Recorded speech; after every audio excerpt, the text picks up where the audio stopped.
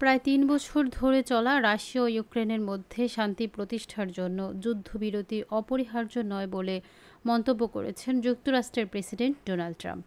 সোমবার ১৮ August white হাউসের oval অফিসে ইউক্রেনের প্রেসিডেন্ট ভলোদিমির জেলেনস্কিকে পাশে রেখে এসব কথা বলেন তিনি। লন্ডন ভিত্তিক ব্রিটিশ সংবাদ মাধ্যমে বিবিসির প্রতিবেদনে বলা হয়, সম্প্রতি রুশ প্রেসিডেন্ট পুতিনের সঙ্গে বৈঠকের পর ইউক্রেনের প্রেসিডেন্ট জেলেনস্কির এই বৈঠক করলেন মার্কিন প্রেসিডেন্ট ট্রাম্প।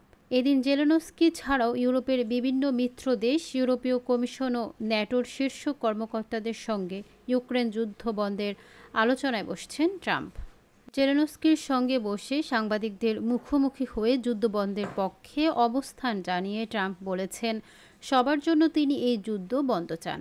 প্রতিবেদনে আরও বলা হয়, রাশিয়া ইউক্রেন যুদ্ধ বন্ধের লক্ষ্যে রুশ প্রেসিডেন্ট ভ্লাদিমির পুতিনের সঙ্গে বৈঠকের ৩ দিনের মাথায় সোমবার হোয়াইট হাউসে জেলেনস্কির সঙ্গে বৈঠক করছেন ট্রাম্প।